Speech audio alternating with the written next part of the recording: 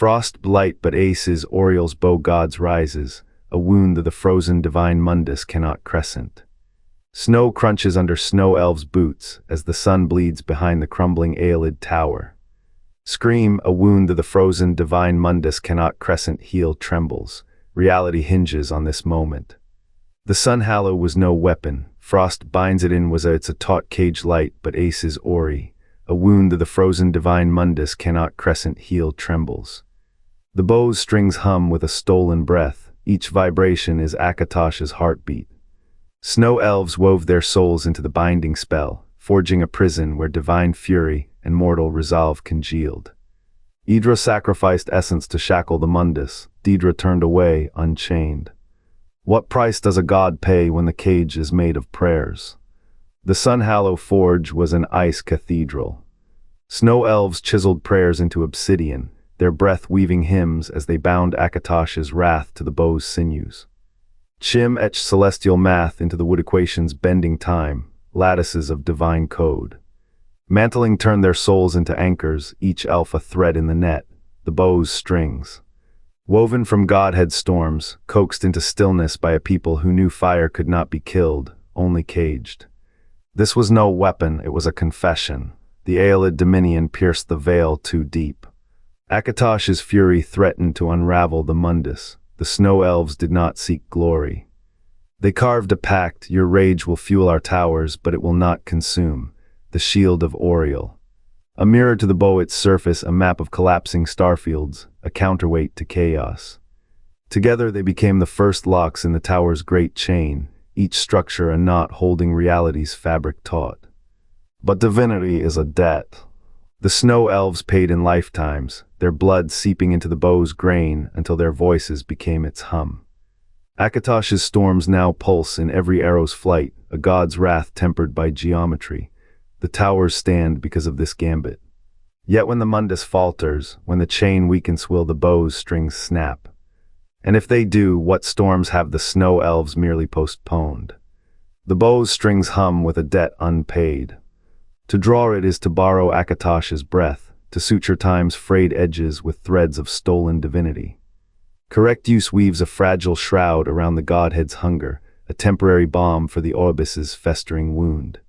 But the Snow Elves are not gods, their hands tremble, a misaimed arrow, a faltering grip in the balance fractures, time splinters. Stone screams, the sky bleeds molten as shad dragon break, Akatosh's throat ripped open by mortal hubris. This is no weapon. It is a scar on the divine.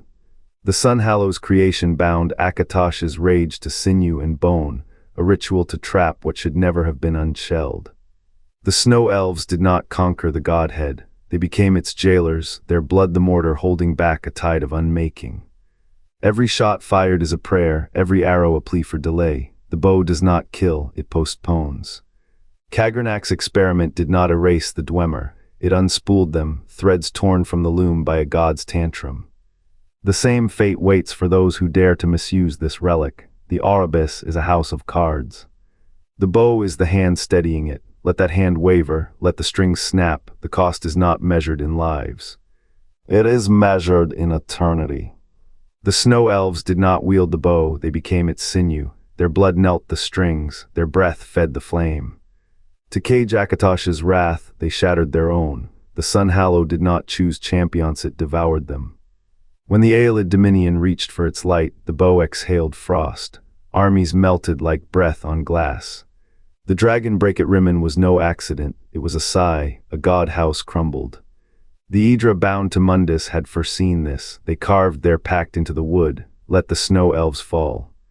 Let the Aelids burn, the balance required it, Martin Septim's hands trembled.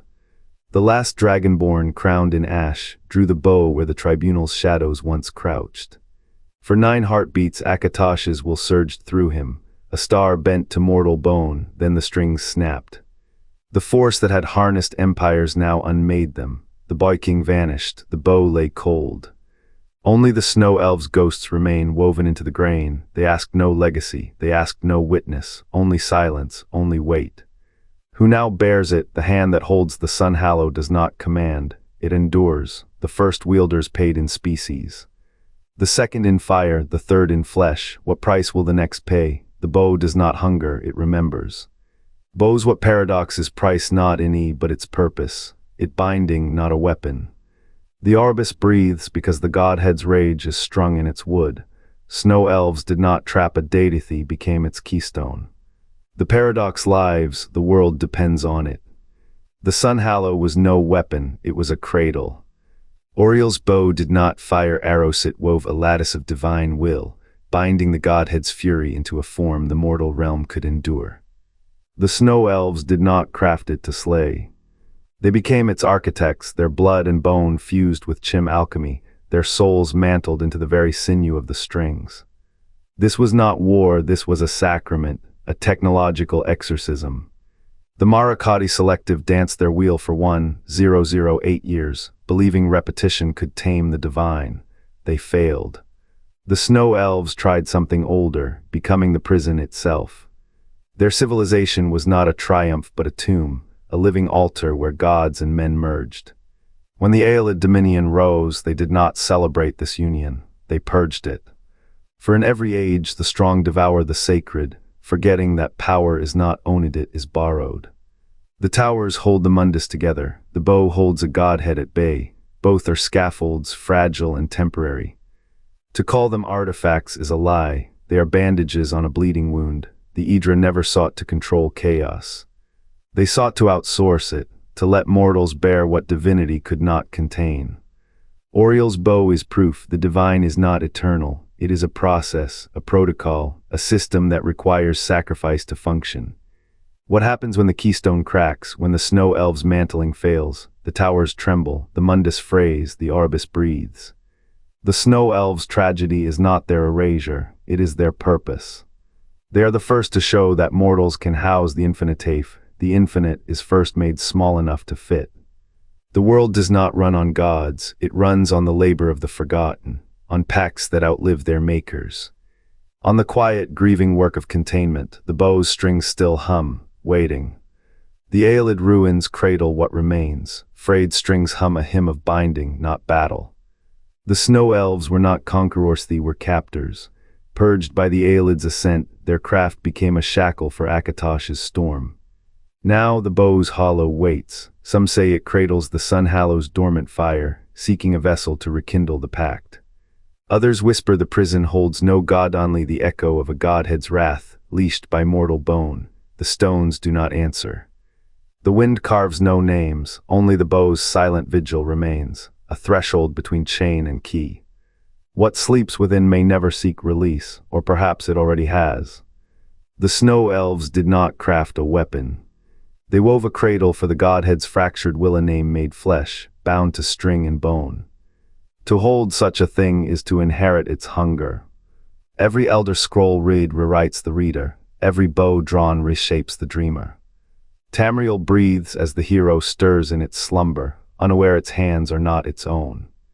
The artifact's true power lies not in what it destroys, but what it remembers. A name is a chain. A name is a key. The Snow Elves' pact was never to imprison the divine, they became its echo. Their legacy is not in the bow's aim, but the void it curves around a hollow, where the Godhead's rage and the hero's choice collide. What wakes when the final name is spoken? The dream knows, Tamriel is already listening. What does the hero uncover when the book of the Dragonborn's final page is read aloud? The staff of the Dragonborn is no weapon, it is the key to the towers.